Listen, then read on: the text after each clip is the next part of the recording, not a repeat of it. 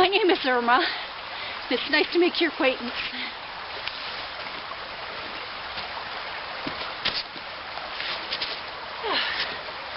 I am here at Glen Helen Nature Preserve.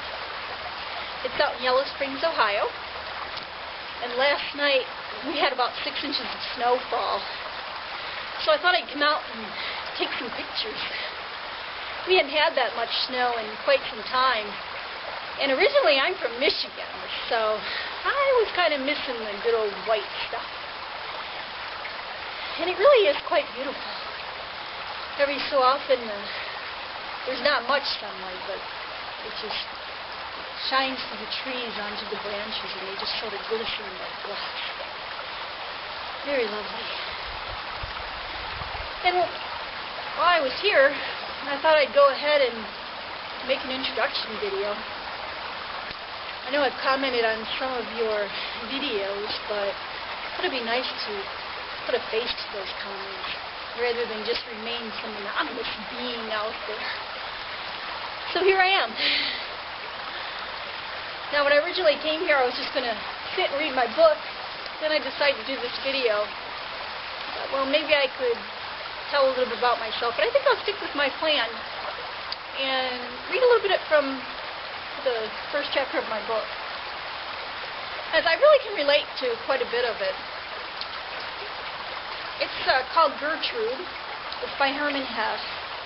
And if you haven't read any of Hermann Hesse, you really have got to pick that up. Really an excellent writer. He writes some beautiful things. This book, Siddhartha, is another lovely story. And there's another one that I'd like to still read. It's called, I believe, Narcissus and Gold Moon. That's on my list to pick up next. I've actually read this book before, but I just decided I wanted to revisit it today. So I'm just going to read the first maybe page or so, because I think a lot of this in this first chapter, like I said, I can relate to. I really see myself in some parts of it. So here we go. Chapter 1. When I take a long look at my life, as though from outside, it does not appear particularly happy. Yet I am even less justified in calling it unhappy, despite all of its mistakes. After all, it is foolish to keep probing for happiness or unhappiness, for it seems to me it would be hard to exchange the unhappiest days of my life for all the happy ones. If what matters in a person's existence is to accept the inevitable consciously, to taste the good and bad to the cruel, and to make for oneself a more individual, unaccidental, and inward destiny, alongside one's external fate, then my life has been neither empty nor worthless. Even if, as it is decreed by the gods, fate has inexorably trod over my external existence, as it does with everyone, my inner life has been of my own making. I deserve its sweetness and bitterness, and accept full responsibility for it. At times, when I was younger, I wanted to be a poet. And if I were a poet now, I would not resist the temptation to trace my life back through the delicate shadows of my childhood, to the precious and sheltered sources of my earliest memories. But these possessions are far too dear and sacred for the person I am now to spoil for myself. All there is to say of my childhood is that it was good and happy. I was given the freedom to discover my own inclinations and talents, to fashion my inmost pleasures and sorrows myself, and to regard the future not as an alien higher power, but as the hope and product of my own strength. So I passed unmarked through the schools as a disliked, untalented, yet quiet student whom they let chart his own course finally, because he seemed to elude the strong influences brought to bear upon him. I think that's all I'll read for now. Really, that whole chapter is really very nice, and I'll probably share more of it with you another time. But that gives you a little bit of idea.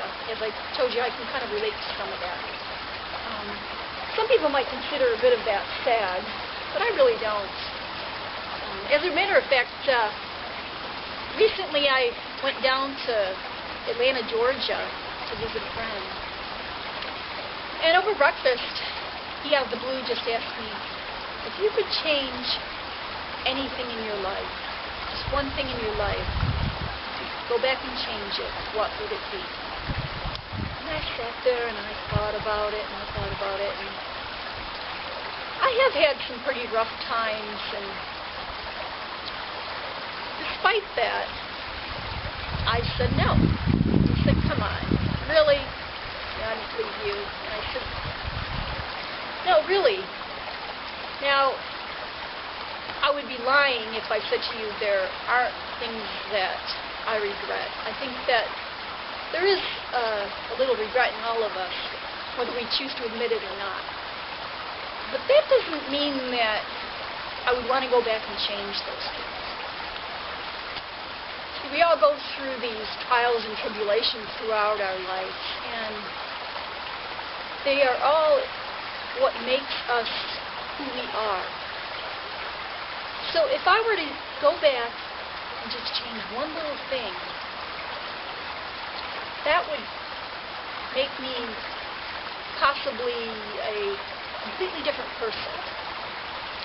Quite frankly, I like myself. So, you know, that can make me a person that I dislike.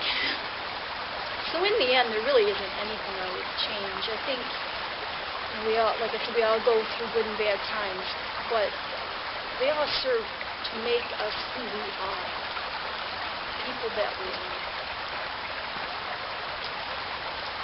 I came here today because I feel most at home out in the woods.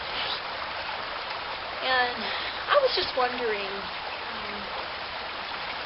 where is it that you feel most at home? You know, where is it that just speaks to you, that you can just go there and say, yes, this is me, this is home.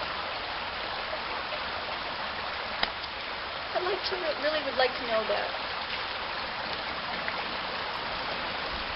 Well, I probably should get going. It looks like the sun's about to start going down. It's starting to snow again. So I probably should head out of here. Thanks for watching. And until next time, I wish you the best of the best always. Bye.